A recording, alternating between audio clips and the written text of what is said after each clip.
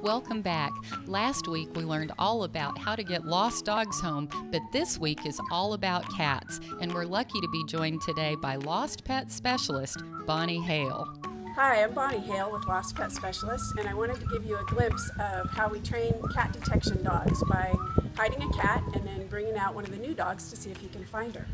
The interesting thing about lost cat behavior is that when they're out of their territory, they understand how vulnerable they are. So Mother Nature has equipped them with a special set of skills that kick in when they're afraid. And so when a cat is afraid, it's going to hide and it's going to stay there hidden, not making a sound, not going to the bathroom, not eating or drinking, and coming out for any reason for 4 to 10 days. So that's a perfect time to find them with the dog. So I've got my cat in a bag over here with wheels on it, and I've pulled her through the garage and down the driveway and across. We're going to see where she is in a minute.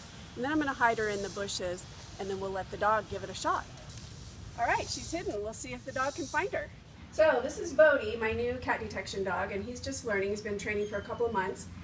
We're going to put him to work here on the scent trail in a typically messy garage, mine. But this is very common, what you would see on a regular search. First, I'm going to give him the scent of the missing cat, and then I'm going to put him to work. Hey, Bodie, do you want to work? Take scent.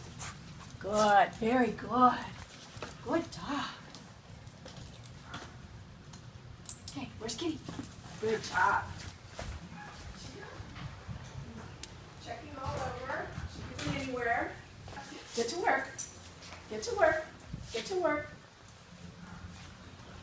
Where's Kitty? Where's Kitty? Oh, good boy. That's a perfect turn. That's right where she went.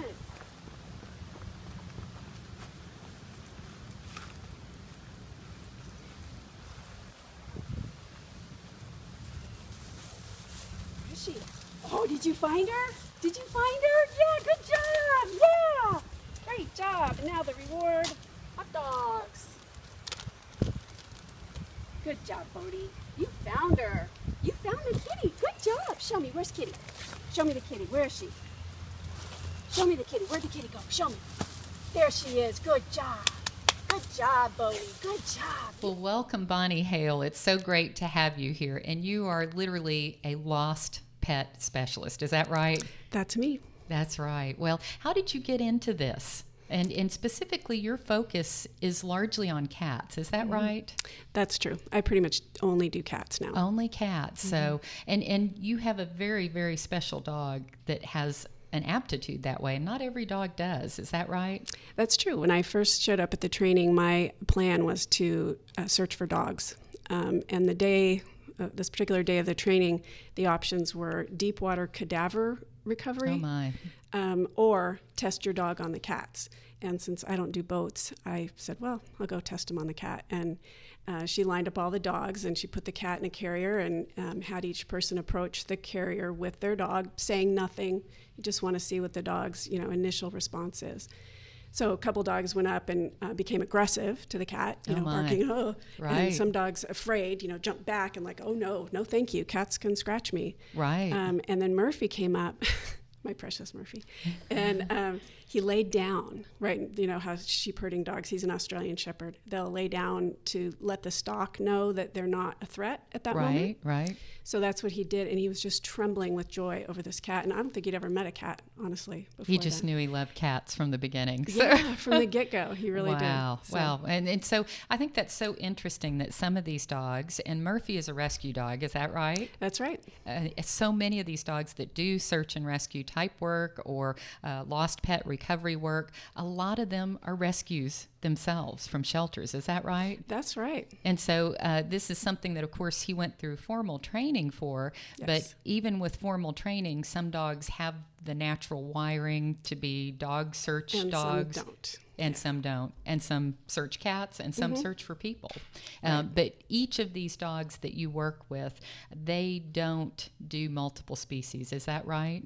That's right. You never use a dog for human search and rescue who has ever been allowed to search for pets. Interesting. They need to stay really focused. You cannot afford to have them going after a squirrel or a cat or something when they are on that, 2-year-old human child trail. Right, It just wouldn't be right. That's so interesting, because certainly some of these dogs that are so scent oriented, I would have thought they could have done multiple species, dogs, cats, people, but it just doesn't work that way.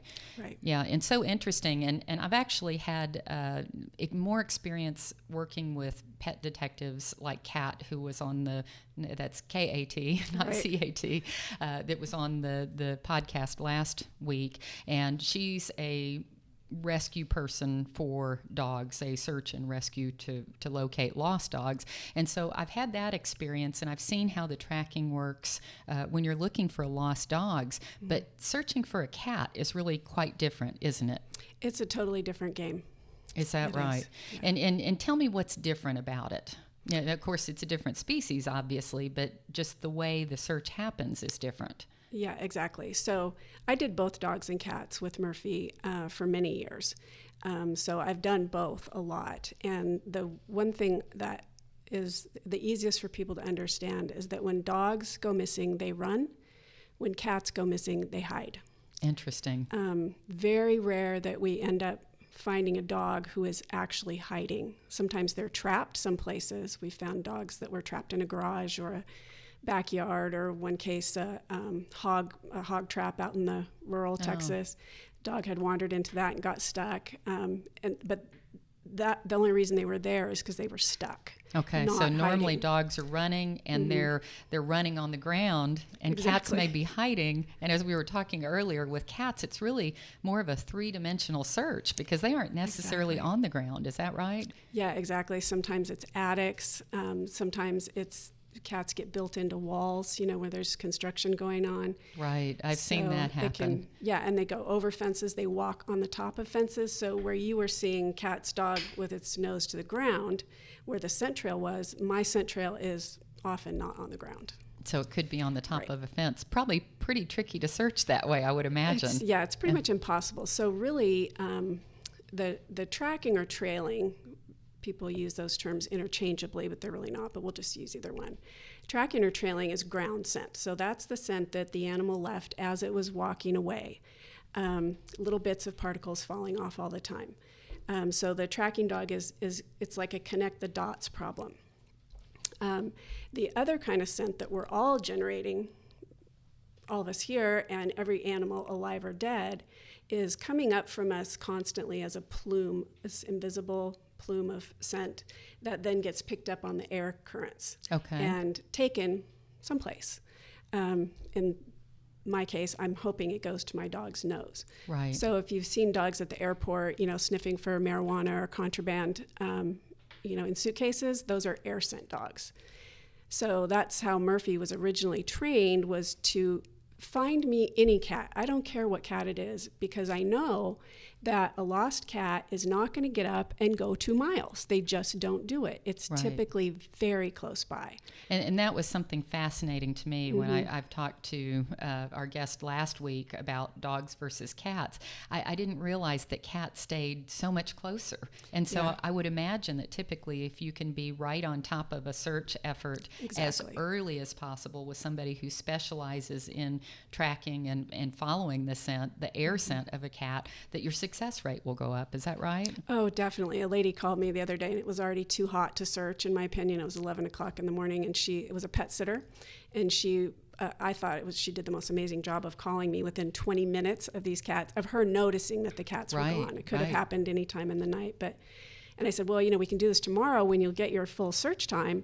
It's too hot for me to take my dog out for that long. And Murphy did find one of the cats in less than an hour. That's great. And then we had to cut it off, and I was going to come back the next day, but we'd given them a hint with one scent trail that led a different direction. So they went there and found the cat.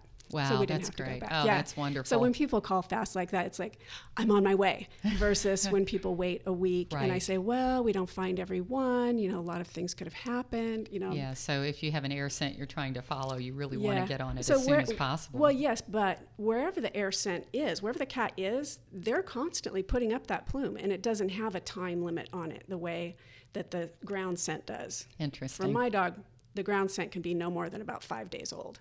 Right. Before it's just not there for him. Wow, so interesting. Well, talking about how cats behave and how they hide, it reminds me of a story with my beloved college cat Q-Tip, who had escaped and gone missing in the middle of the night or wee hours of the morning. It was probably 2 o'clock in the morning when I noticed he was gone. So I called up a friend to come help me search. And of course, we got in the car. We drove around all over. We had our flashlights. I was in my pajamas. I saw a cat run across the road. Thought that was him. Ran out with my flashlight, woke the neighbors up, probably was lucky I didn't get the police called on me. And after hours of searching, we circled back home feeling defeated, and we looked, and there was my beloved Q-Tip in the bushes right by the front door, hiding. That's what I was hoping you were going to say. Hiding, safe and sound, and everything was good. So it's wonderful if you can find them close by, hidden, and safe like that. So early detection and early efforts to find those missing kitties is so very important.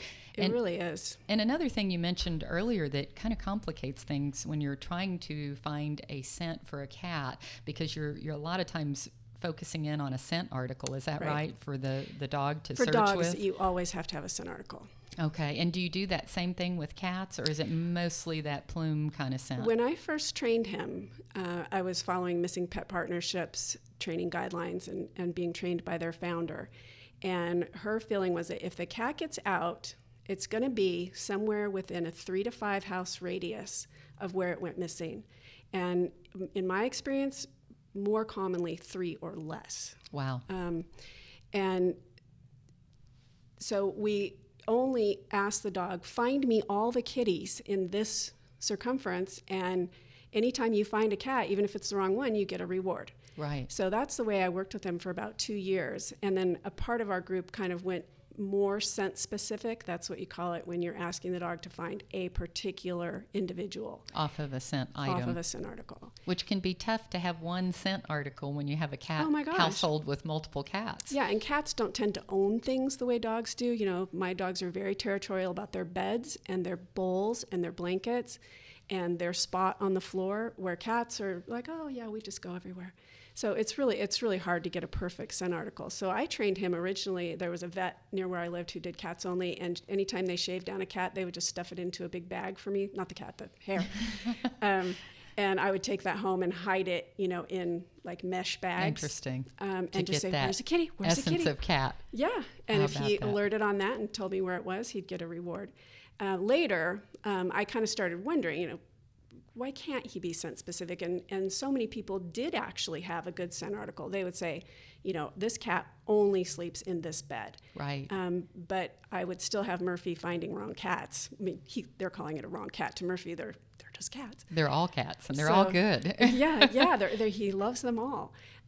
So when I tried to make him scent specific on cats, he kind of shut down. He's like, you changed the rules on the game. So he's going to find any and all cats in a radius. Or he's not going to play. Okay. And if he won't play, I can't work. So this is all a big game to him. Well, that's great. Well, we're certainly glad that it is his game and that he's out there helping so many cats. And you service the Dallas-Fort Worth Metroplex and South beyond. Lake and beyond. Yeah. And so you'll travel as well if you need to. Yeah, we go to Louisiana, Arkansas, Oklahoma, way down south Texas. One lady hired me to come down to someplace below Beaumont. It was a good distance about away. $1,500 search. And wow. So I drove for 7.5 hours each way, and Murphy found the cat in 5 minutes. Wow, that's wonderful. She was thrilled. She was like, oh, that's just fine.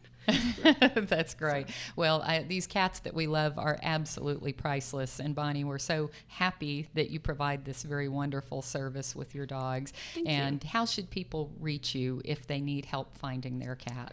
The best way is by phone, and my cell phone is on my website. I think you have that up there. Okay. I have a funny phone number because I still have my St. Louis area code. But that's the fastest way to get me. You can also email me through my website. Great. And we'll post all of these things here, and then people can get in touch with you. And may I not personally need your services anytime hope that soon. never happens. Very good. Well, Bonnie, thank you so much for coming and providing this very worthwhile information to help lost cats get back home. Thanks so much for joining us. You're welcome. Thank you.